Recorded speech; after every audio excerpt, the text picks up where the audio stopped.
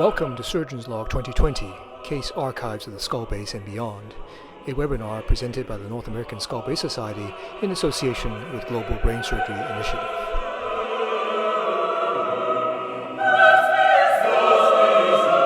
I'm your host, Dr. Walter Jean of George Washington University.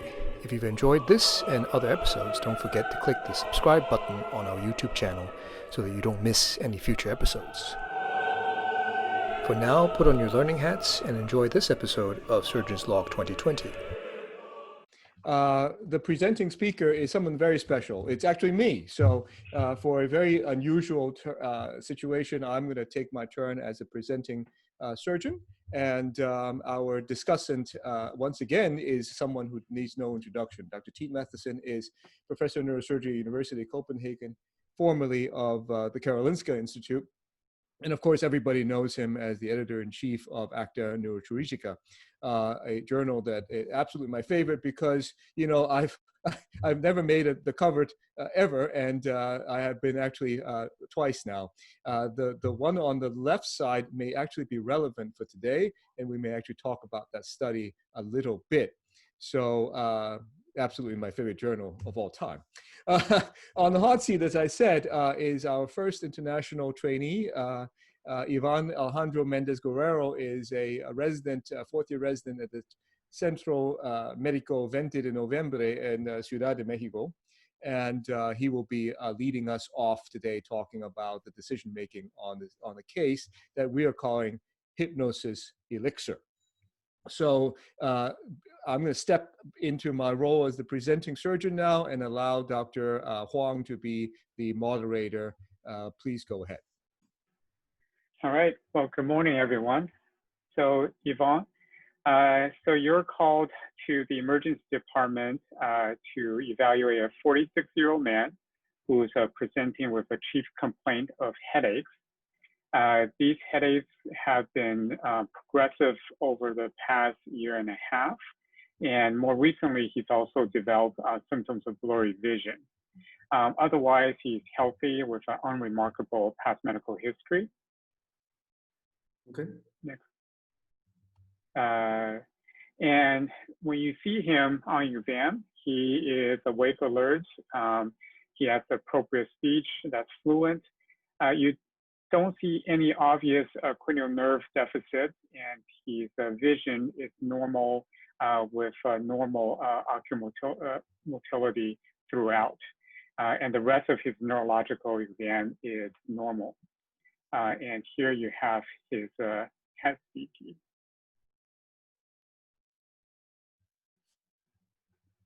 Okay. Okay.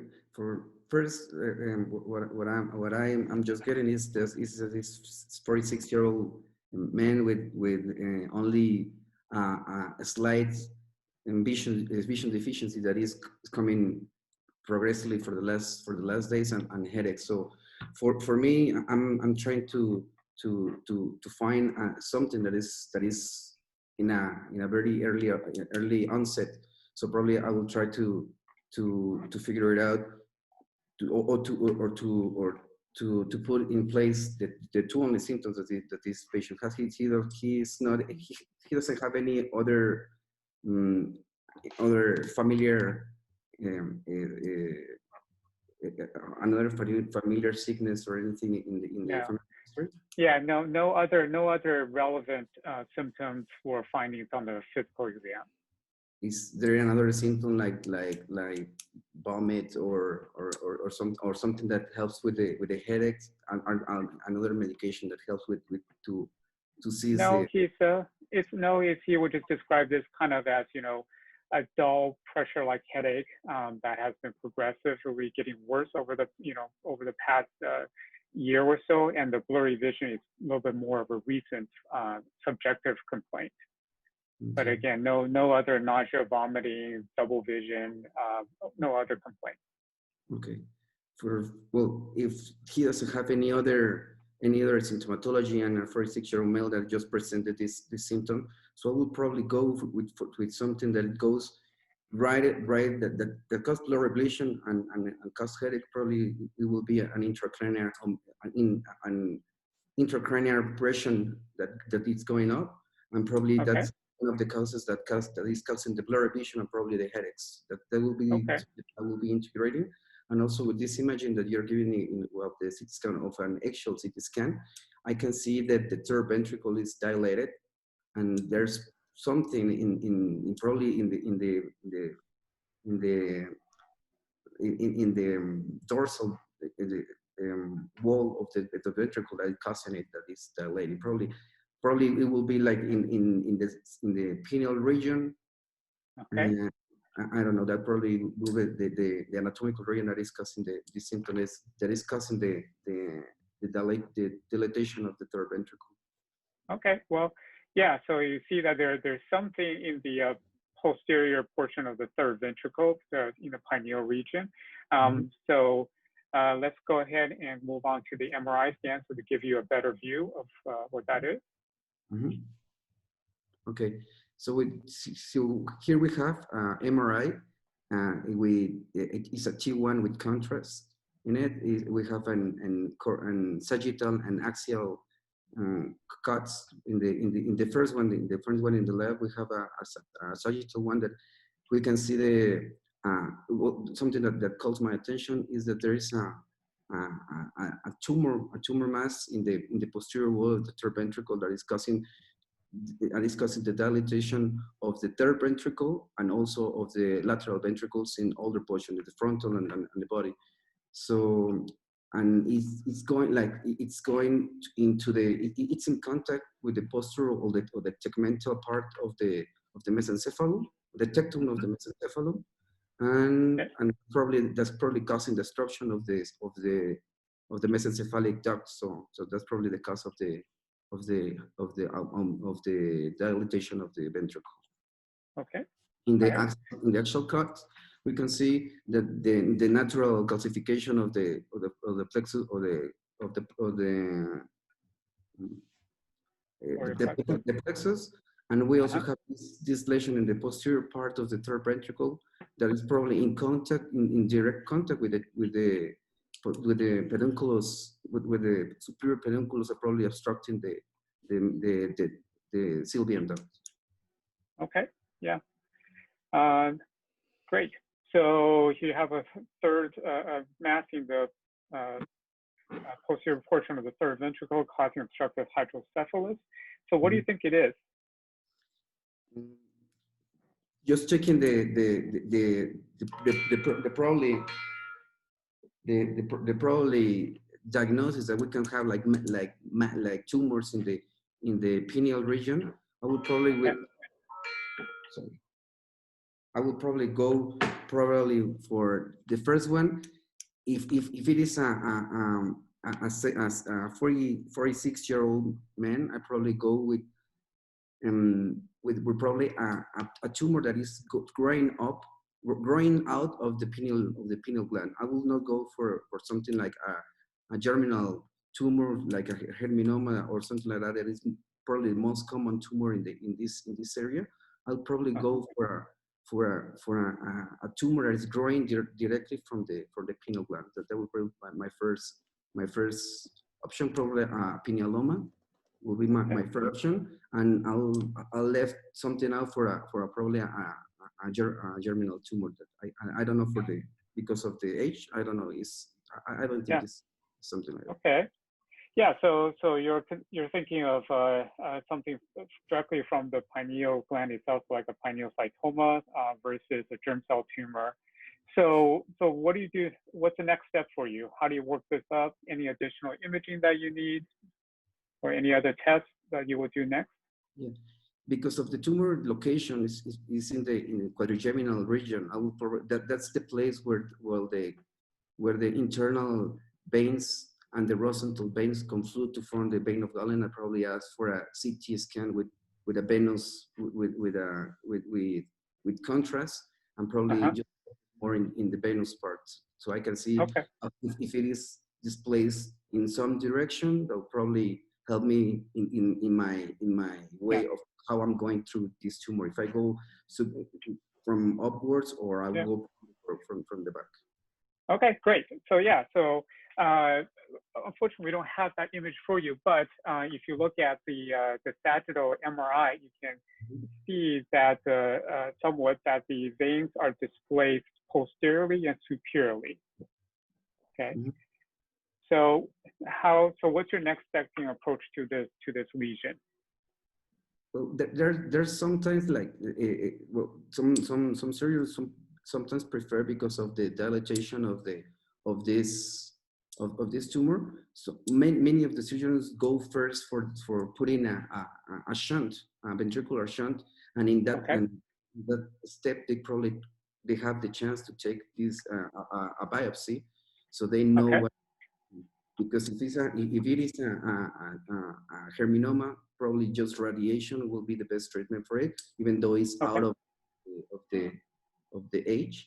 But if it's not a Germinoma, probably and if it is a tumor that's going directly from the pineal gland, surgery is the best option. So put a shunt and take a biopsy is one option, or just go for the tumor. But I would rather go for the shunt and then take a biopsy. Okay, so your first step is you want to establish a diagnosis first before you decide whether or not to address this surgically versus this is something that could be treated with just with a radiation. So okay, so you said this will be a two-step process for you. So the first step is you're going to get a biopsy. So how are you going to do that? I'll do it well, if I'm planning to do the shunt, I'll probably do a precoronal borehole, and I'll go with that, and I'll probably in that precoronal borehole, I'll have the chance to go to the lateral ventricle, then go to the foramen Monroe, then go to the third ventricle. I'll probably try to. So you're going to, so you're thinking about doing a endoscopic biopsy during the, okay. With the diagnosis, because if it's a germinal tumor, probably radiotherapy will be the best option. I think not, I'll probably go for surgical.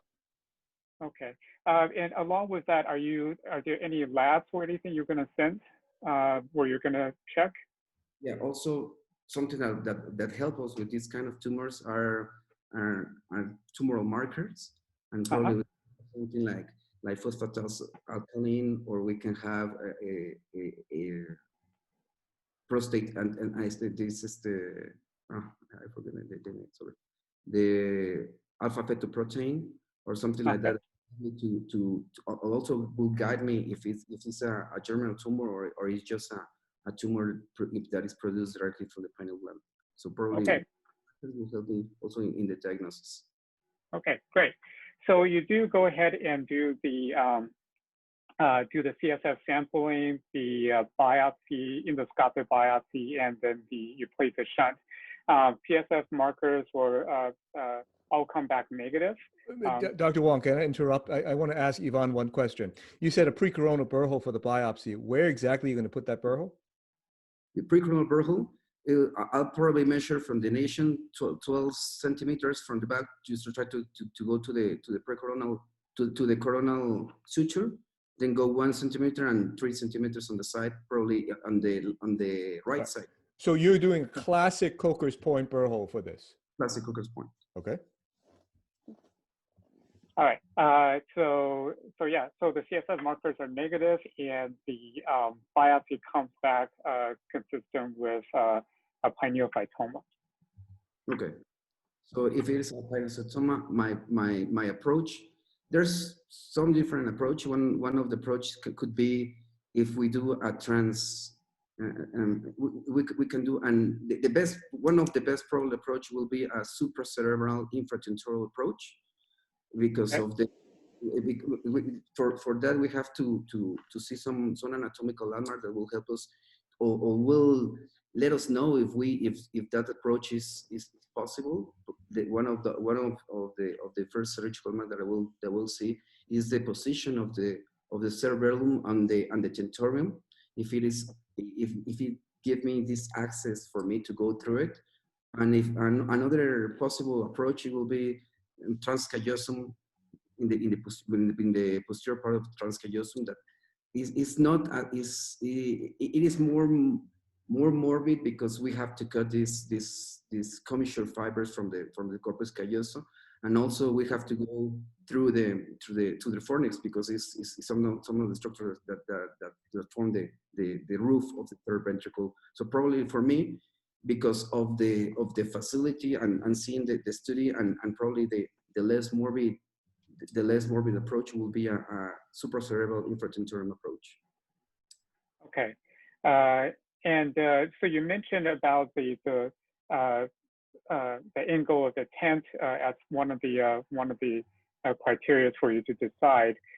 So what do you think of his angle of the tent? The angle that is forming from the cerebellum and the tentorium, it probably will give us this difficulty. Also, that I don't see that the cisterna magna is that big, so probably there's not a whole bunch of liquid that we can take out and give us a space to do this external navigation. Okay. So, Ivan, do you have a method to measure the angle of the tentorium that you use? I don't recall it right away. I don't recall it if the angle that we use. Sorry. Okay, but you look at this and you think it's would you call this steep or would you call this shallow? I would call it shallow because it's too downward for it. But probably with the position, it will help us to get through the space between the cerebral and the tentorium. Okay. And sorry, Ben, by position, what kind of position are you thinking of? I'm thinking of a semi-sitting position with the head going just a little, try to look to the floor, just to put just to try to put parallel the space of the supracerebral and infratentorial space just parallel to the floor. So it allows us to open this space so we can get to the posterior to the pineal region. Okay. Also, all right. We know that in the semi-sitting position, there's a little bit more of complication that we can have, but we can avoid them with a central line, like the embolism that is the first or the principal complication. We have to have a very special anesthesiology team to help us with that. But I don't think it's that much of a contraindication for this approach. It's something that we just have to have in mind.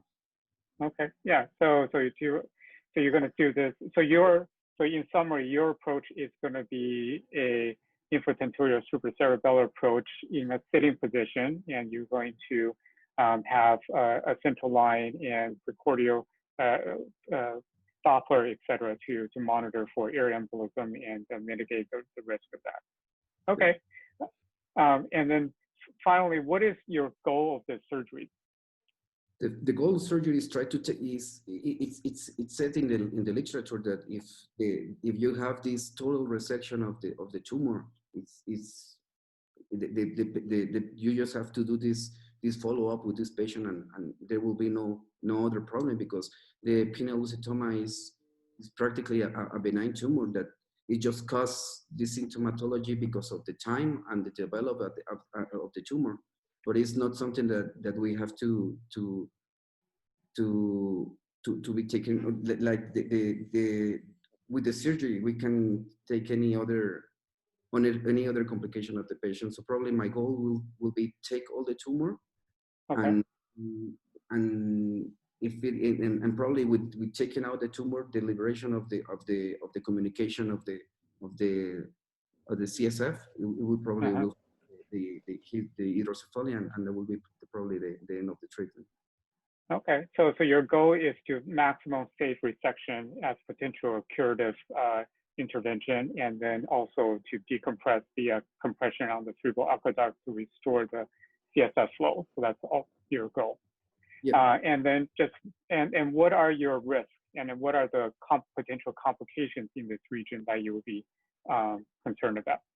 The first complication also we can the first complication or something that is pretty difficult in this kind of approach is the venous system, because when we talk about the arterial system, sometimes it's predictable. There have these anatomical variants, but it's much more predictable than the venous system. We know that in the vein of Galen, the confluence of the internal veins, the Rosenthal veins, the occipital, some occipital veins and some other veins from the corpus calloso goes to this area, and this area take all the deep veins out of to the confluence of Ferrofilo. So probably the something that is going to be very difficult is to take all these veins. We know that the most superficial veins we can sacrifice without or hoping not to have any venous infarct, but Right. this is always there's always a chance, even though they're very superficial. There's always a chance. Sure. So you're going to protect the deep venous system. Anything else in this as a potential complication? Any other complication? Well, obviously, just being very taken care of not going through to the posterior part of the mesencephalus, where we were in this patient we don't have any motor deficiency, and that is telling me that probably the superior nucleus of the medial fasciculum is intact. Okay. Right. Also these other nucleus, like the Perlia nucleus or the Cajal nucleus, Sure. so the whole tegment part of the mesencephalus is intact, Okay. and all that. So I'll probably be taking care of that. We also don't have any other deficiency in vision, so probably the superior tuberculum and the inferior tuberculum, they're not in touch with this tumor, so that will be the structures I will be taking care of. Also the venous. Well, you know, Ivan, Ivan, sorry to interrupt, Dr. Wong. Ivan, you did an amazing job. If I were your boss, Diego Mendez Rosito, right now, I would recommend Diego to hire you right now. Sign the contract. A fantastic job. There's only one thing that I would disagree with you on, and we'll get to that. It has to do with your burr-hole location that I asked you about. But fantastic job. I think you hit all the high points and all the important things to discuss about this case. Now it's my turn to talk about what I actually did. So I agree with you. I think this is a pineal region tumor. He's an adult. He's 46-year-old. Now, the big question is, you mentioned that your first goal was to treat the hydrocephalus. I am not 100% sure that there, in fact, is hydrocephalus here. Now, the sagittal view certainly looks like hydrocephalus to everybody. The third is dilated. But if you look at the flare, there is no flare signal changes, no transependymal flow, and most importantly, the temporal horns, which I haven't shown you, are actually normal. So I think that, and of course his symptoms are consistent with hydrocephalus as well. So we can argue back and forth whether this is hydrocephalus, pre-hydrocephalus, or no hydrocephalus. I was on the edge. I'm not sure that this person has hydrocephalus. And by the way, if I were to treat the hydrocephalus, I would probably treat with an endoscopic third ventriculostomy, not a shunt. So I kind of took it as, well, I'm not sure that this person has hydrocephalus, and went with that thought. So if there is hydrocephalus, then you treat that hydrocephalus, gives you a chance to do the biopsy and the CSM markers, just like you talked about with Dr. Huang. But if we assume that there may not be hydrocephalus, then you have to take a step back of whether biopsy and the CSM markers are in fact necessary. I thought that that this person probably was at threat for getting hydrocephalus, not quite there yet. And I thought that the chances of a treatable tumor treatable with non-surgical techniques, that is to say radiation for germinoma, is really unlikely for a 46-year-old. So I think that the most likely diagnosis from any sort of biopsy is that this thing needs to be removed anyway. So, and with the potential for cure.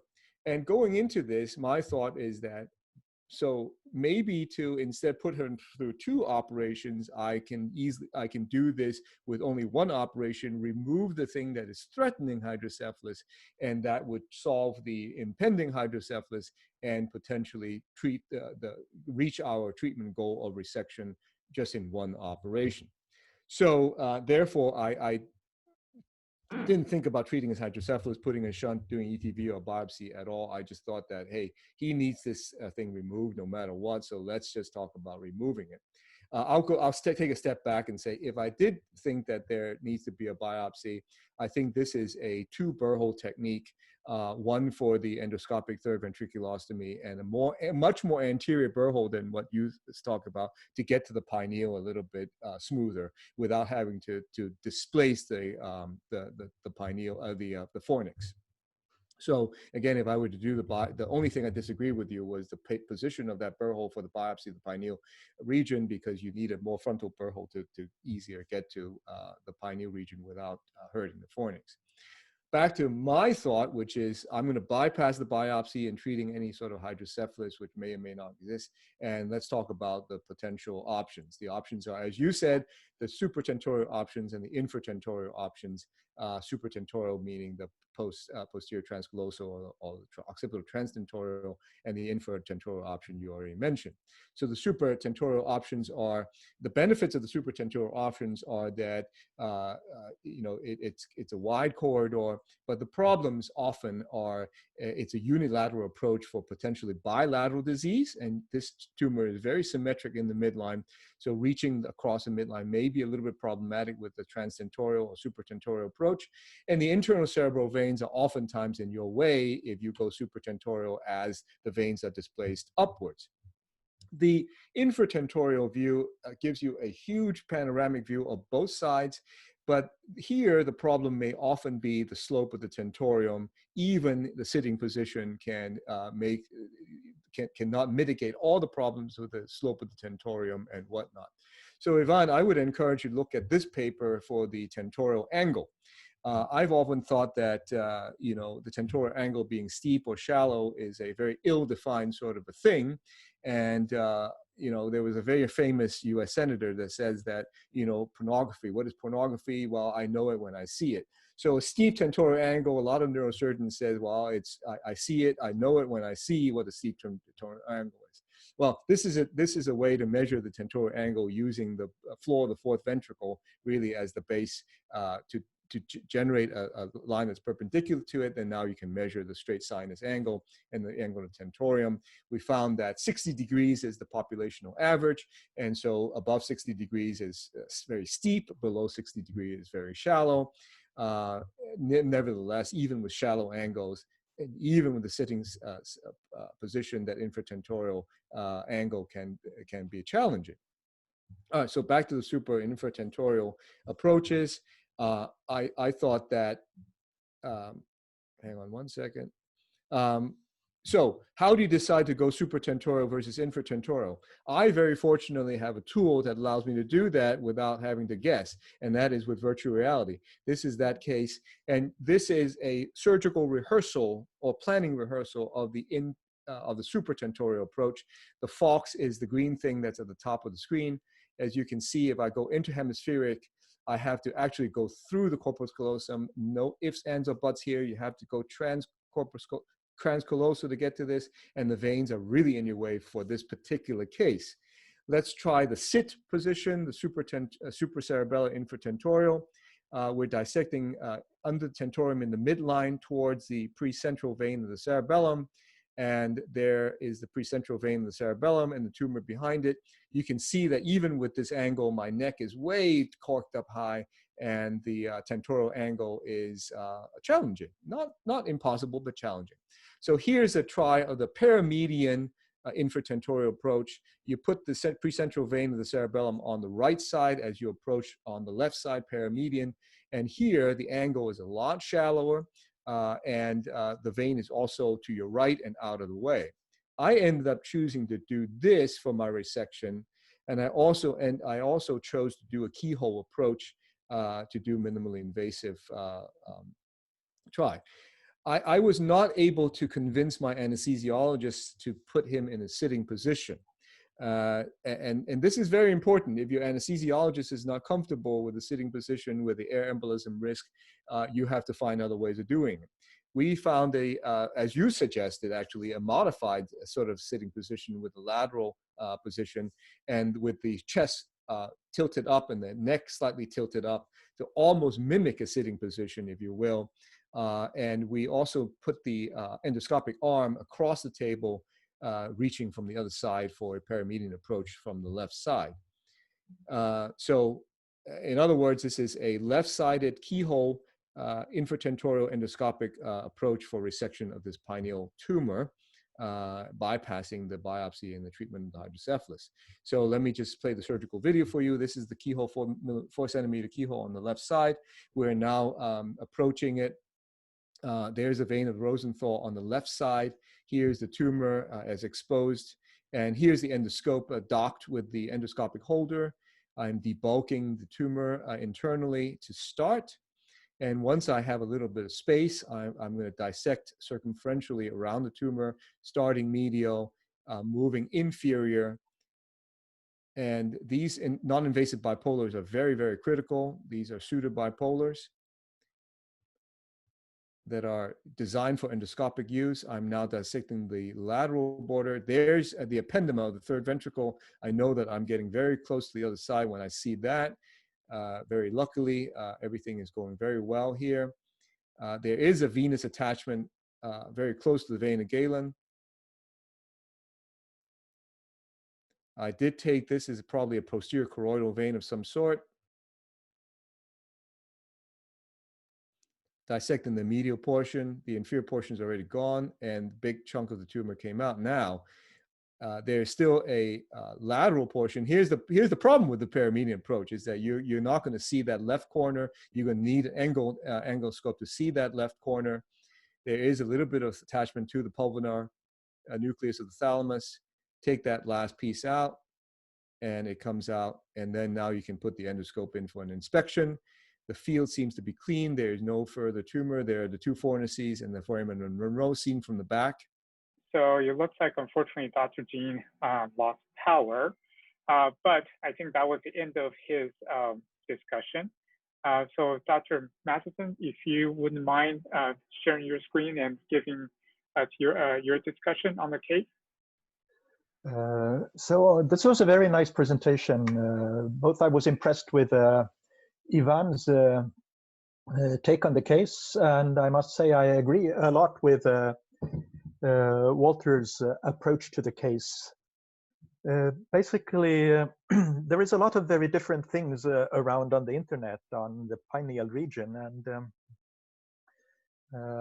I just ask you not to believe all of it, but I found one thing where the pineal detox checklist at least contains the suggestion that you should have positive friends, and being invited here is a very nice sign that I appear to have been lucky with that. I thank you all for inviting me and for providing this very important topic. Pineal surgery, I think, is very important from many ways, and mainly because although we think of it as a very important neurosurgical thing, the guidelines for pineal surgery and pineal tumors are mostly based on oncological management. And if we look on how people are usually recommended to deal with this pathology, it's based on low-risk strategies for oncology. The low-risk strategies to get biopsy for tissue and the low-risk strategies for hydrocephalus management. So the guidelines and the thinking of this kind of pathology largely comes from a background where surgical cure is not the most important thing. And I think we need another perspective. Even if we think of a transcortical biopsy of some kind, of a transcortical third ventriculostomy as a low-risk strategy, we are actually doing transcortical approaches that may not always be necessary, and like Walter showed, was not necessary for this case. I've certainly seen patients who have developed epilepsy from a transcortical biopsy, or who have developed memory deficits from pulling too much on the fornix when trying to make a third ventriculostomy and a pineal biopsy in sort of one hit. Another thing with pineal surgery is that this is an area where nobody has much experience. Even the most experienced neurosurgeons in this area have operated maybe 100 or 200 cases only, which is not very much on a lifetime. So we come up with a kind of a practice where we are really dealing with a little bit more a craft than a fully reproducible science. It's sometimes makes you think of a winemaker who, if you're a winemaker, you will be able to make maybe 40 or 50 vintages in your life. That's it. If you're a pineal surgeon, maybe there are many experienced surgeons who haven't done 100 cases. So this is somewhere where we need to look at the different aspects of the craft. We need to learn from our peers. We need to use the master-pupil relation. And this also creates another fact, and is that if we don't operate too many of these, and we have 1 or 2 complications a year, we may think that, well, everybody can have a complication, but this may mean that we have a complication rate that's 10 or up to 50%. And we have to minimize complications for this kind of surgery. This is delicate microsurgery, and personally, I think a relaxed surgical position is really indispensable for delicate microsurgery. You need to get into a surgical flow, and then the relaxed surgical position is a primary issue. Of course, perfect surgery can make a difference for the patients, but so can imperfect surgery. So saying we don't have enough surgery for this area, and we probably have too many complications. And I will illustrate the fact with a case I operated for a pineal cyst a few years ago. We have actually published this case because this was an eye-opener. At the time, I had operated maybe 50, 60 cases, and I thought this was completely safe surgery. Healthy 32-year-old woman with a slight hydrocephalus and a cyst in the pineal region. So we operated her. And just illustrating, we are operating this in a infratentorial supracerebellar approach. I like a 3/4 prone position. So I was really relaxed, and I was sitting and operating. I find it important to use sharp dissection, and I tried to do it here, but unfortunately I didn't have instruments, so that were functional enough. So I had to change scissors a number of times. You can see I'm struggling a little bit. But it's relaxed. I use a paramedian approach, and I agree with Walter that if you look at the tentorial angle, you should consider that the angle is very different in the midline and paramedially. Anyway, I'm getting a scissor that works a little bit better now, and I'm opening the arachnoid. Still struggling a little bit, and I was a little bit irritated, and now you can see a little bit blood trickling here. From where? So you see now there is blood in a cerebellar bridging vein at the tentorium. Only one vessel, so I thought this is probably safe. So I coagulated it and continued surgery. I have preserved the precentral vein and working around it. It's relaxed, and dissect the tumor, working with 2 hands.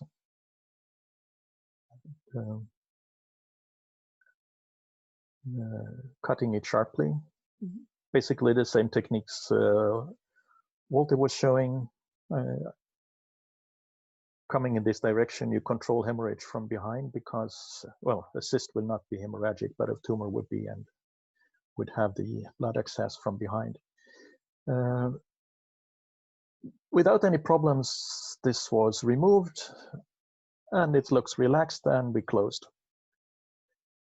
So a few hours later, the patient had woken up, and I was actually playing squash, and I get a call from the resident. On call, the patient is now unconscious, and you can see there is a huge venous infarct.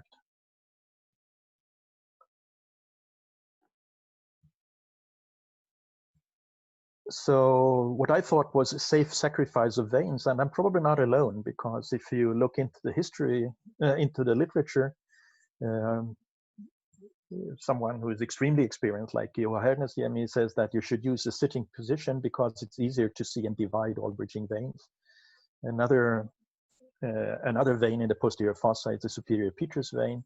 Janetta says you can always sacrifice it with impunity.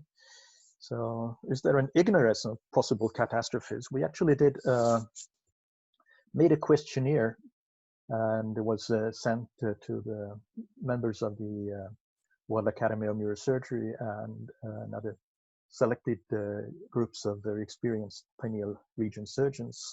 And we asked about the attitudes to venous sacrifice and to their experience of it.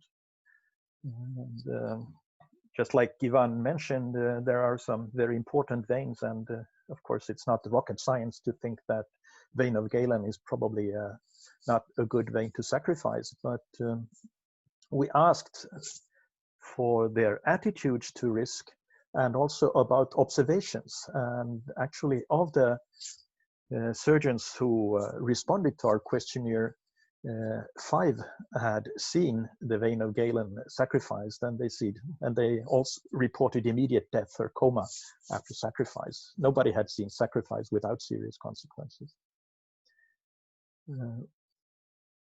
So we also asked about some other veins. The basal vein of Rosenthal is a more unknown vein. We think of it as a dangerous vein, and of course the responders would never sacrifice it typically. But then again, the idea of what is the risk, and the experienced surgeons estimated the risk of death between 9 or 60% from sacrifice of the basal vein of Rosenthal. Some people had seen it sacrificed, and the 3 had seen sacrifice without serious consequences, whereas 5 had seen serious infarcts and serious intensive care, and 1 had seen death. So supporting that these are important veins, but something more that Ivan mentioned was the cerebellar bridging veins, and he said that you can probably hope you will not get an infarct if you sacrifice. But the cerebellar bridging veins, I think, are the most controversial, and were also the most controversial in our questionnaire. 24% would prefer not to sacrifice, but almost 40% would, without any problem, sacrifice veins to improve exposure. Most thought that the risk was higher with the lateral veins, like the case we operated. And most thought that if you sacrifice the main drainage, either 1 of 1 bridging veins or 3 out of 3 bridging veins, you would have a mean risk of death, which is 14% for lateral group of veins. That's a pretty high risk of death. And I think if we compare to other kinds of risks, I don't think any one of us would sort of go board an airplane if we are informed when boarding that the risk of death in this flight will be about 10%.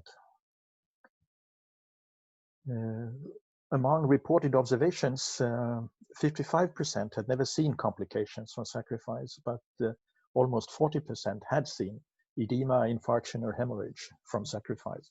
So the cerebellar bridging veins are definitely something to consider. There is also another venous complex, the superior vermian vein and the precentral vein. We asked about that. And this is something that you can, if there is a single vein, you can usually work around it and not sacrifice it. If there are paired veins, you can sometimes spare one, sometimes spare both. From these, only a few had seen problems with edema or infarction after sacrifice. We also asked about vascular workup. Ivan asked for a CT angiogram, and in our questionnaires, actually there was a very varying use of vascular workup. About 75% of the responders reported a need for specific workup for the venous system. And, venous workup requests actually correlated with experience. The surgeons who requested a DSA or a CTA usually correlated with more surgical experience. It was a little bit of a U-shaped curve because also the most inexperienced were maybe not that confident, and they also requested a lot of imaging, but typically the most experienced again wanted good imaging of the venous system and of the arterial system. So where do the complications come from? Like Ivan, I agree that cerebellar swelling and venous infarcts is one of the most important reasons for complications, and it's something that sets the stage for additional complications and difficulties of removing the tumor. If you don't have a good position with the venous outflow, you have bad access to tumor and things like that. Another problem could, of course, be a wrong decision to operate or the wrong surgical strategy.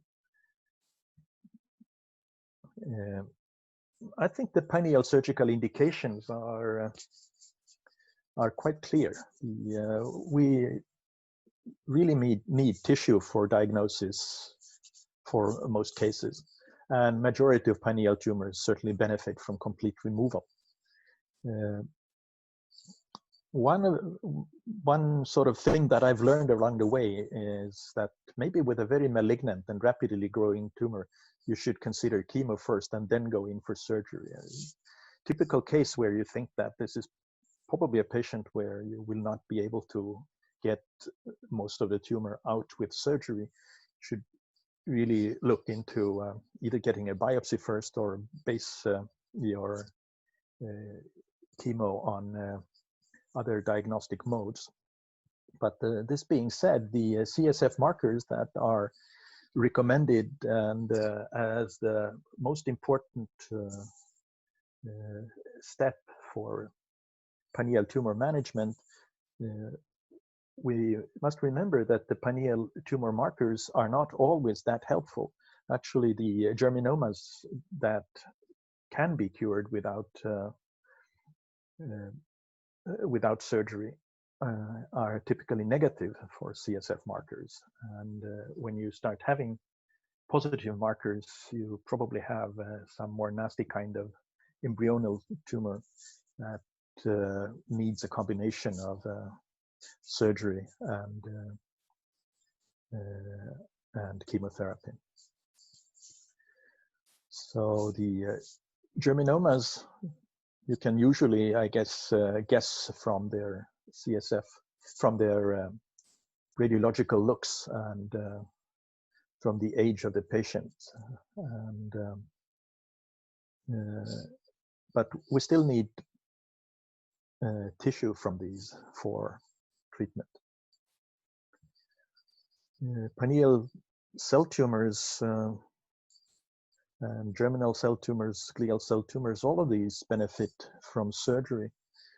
The meningiomas of the area are usually look horrendous because they grow big before they're diagnosed, but are usually respect surgical planes very well and surgical and arachnoids. So they are typically much less risky to operate than one would look than they look. As I said, I agree with Walter that many of these tumors should be considered as surgical lesions, and considering the low number of these tumors, we need to build a lot of our experience on lessons learned, our own lessons, but also lessons that others can teach us. The tentorial angle is important, but we sometimes misinterpret it when we look at images in the midline. The tentorium is always much steeper in the midline than paramedian. And we need to look around a little bit, or maybe like Walter, use technology to understand our approach path. But infratentorial approach is much more versatile than it may seem from just looking at the tentorial angle in the midline. We need to do venous system workup. And when we look at the approaches, we really need to master all three. The venous system can be forbidding to infratentorial approach if we have bad cerebellar draining veins, or if we can even have drainage in a way that doesn't allow the approach very well. So we need to master all three approaches, and we should also use key point approach to use a small hole and different angles to see how we can catch the entire tumor. The three-quarter prone approach, or position rather, is what I try to use in most cases. I was taught this by Fukushima, and you can sit very relaxedly with both your hands and work with two hands, either supra or infratentorially, with such an approach. And a few lessons learned. If you look at the image of the supracerebellar infratentorial to the right, I drew a red cross onto it because this really illustrates what I think is the danger and the risk. In this cartoon, the surgeon has clearly divided all visible veins, and he is squeezing the cerebellum to make it look like a compressed harmonica, which is probably a bit risky. One other thing to do to optimize the exposure, either if you go paramedianly or in the midline, is to skeletonize the sinus completely and then retract the dura with stitches, so you will get the extra millimeters from dural retraction. Those make a big difference. And as I'm illustrating in the right side, you need to think about the pattern of the veins. Usually you can mobilize the veins, and you can cut the arachnoid and thereby increase your surgical corridor. A good trick is, when you are doing that, is to mobilize the veins and then enforce their surface with some fibrin glue. One thing we noticed when we asked about the sacrifice of the veins, especially about the precentral cerebellar vein or superior vermian vein, is that we received a lot of a lot of different responses that were difficult to analyze together. And my colleague Marcus Engebeck, Bo Jespersen, and Götz Bendorf have looked into the anatomy of the area, and there seems to be some confusion about the precentral cerebellar vein and the superior vermian vein terminology and what it actually looks like. So we're trying to illustrate it on the image here, where you see the deep venous complex, the internal cerebral veins as they come out and fuse and form the vein of Galen, which comes into the straight sinus here. But we have a couple of veins that drain the superior cerebellar surface, and veins that drain the pre-cerebellar area. And the literature is not really consistent, and the different images of what this area really looks like differ very much in different papers.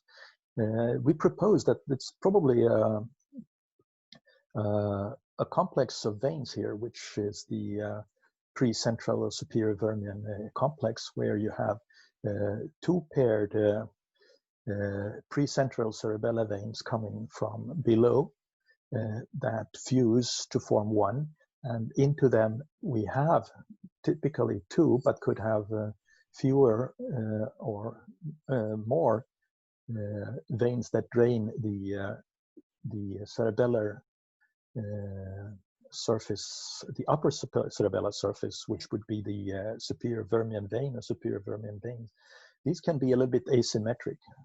So this area here is not well studied, and we should probably try to understand these venous complexes and their drainage patterns before we do surgery in this area, to understand what is safe to sacrifice and what is not. So, as I said, I think we need to master all three approaches. The interhemispheric is very nice in a way, because it allows wide dissection, and if your technique is to dissect arachnoid widely and create corridors, mobilize the structures, this is a beautiful approach. You will have the blind spot below the corpus callosum. You need to work around the ICV, but if you mobilize the structures with arachnoid dissection, this is a very nice approach. The occipital transtentorial, again, versatile approach, but I have personally always had a problem with getting a little bit too violent with the primary visual cortex, and I think temporary deficit is common also in cases that are discussed in the literature. In my hands, temporary hemianopsia is extremely common with this approach. Usually goes away in a day, but there's I think something that's not nice to experience after surgery. And as Walter said, it has a problem with, especially with ipsilateral extension from the lateral dissection, and with getting unilateral. The infratentorial, as you have all said, avoids the deep venous system, but cerebellar drainage is treacherous, and the difficulty here may be to dissect the lower margin, and you have to resist the temptation to push on the cerebellum. Instead, you need to try to work around the tumor and mobilize the tumor gradually from below. I agree with Walter's combination of internal and external dissection. Personally, I work a little bit more with coagulation, and I try to coagulate the posterior surface of the tumor before and develop the planes before I start decompressing. So to sum up, the really good surgical indications for pineal tumor surgery for pineal tumors are extremely wide, provided the IFF means if and only if can provide safe surgery, such with a minimal retraction with good vascular workup and with a full menu of approaches. So I must say I completely agree with Walter's take on this kind of pathology, and I think we need to emphasize the need for good, safe, sharp microsurgery for this kind of pathology, and realize that if we do the way Walter treated this tumor, the collected morbidity is probably less than if we would have started with, as many would advocate, transcortical biopsy, transcortical third ventriculostomy, and these things. Thank you very much. Thank you, Dr. Mathiesen, for that masterful lecture on the topic. And I'm sorry that at the beginning of your talk my internet cut out, and actually my power cut out. It might be the Trump protesters invading my house, but let's hope it's not. No, thank you for that masterful discussion. I think that it is very important for neurosurgeons and any surgeons to show their complications and talk about their complications. And I think it's far too rare a task. I think it takes immense courage for Dr. Mathiesen to have shown that cyst case that ended in disaster. I must say that the pineal tumor case that directly preceded the case I presented did end up in disaster as well. That one was from an actually arterial problem. Post-operatively, the patient had very high blood pressure and was uncontrollable on 3 hypo with medication, and that patient ended up having a massive cerebellar hemorrhage post-op day 0, the night of the surgery. So very similar to that end of that story as that Dr. Mathiesen showed. So, and again, thank you for highlighting the fact that these are rare operations, and therefore any complications becomes unacceptable because it skyrockets your complication rate for those operations. So it's something that you need to specialize on, pay a lot of attention to, learn, and do well if you're going to do it at all. So, wow, that was a very jam-packed session. And it is time now to thank our panelists and talk about next week. Next time, it's going to be 3 weeks from now, because 2 weeks from now, which is our usual time slot, is a big American holiday. So we're not going to do one when everybody is on vacation and do one in early December. That one will be another global session with panelists from Japan, Brazil, and of course, moderators from the USA. Thank you, Dr. Mathiesen. Please get well. I know you're not feeling the best. Yvonne, again, phenomenal job. And it bodes well for the international trainees to be on our session doing so well. And again, Diego, hire this man. And thank you, Dr. Huang, for being 4 o'clock in the morning moderating this from San Francisco. I bid all of our attendees farewell. And again, thank you, everybody, for attending, and see you next time. Bye-bye.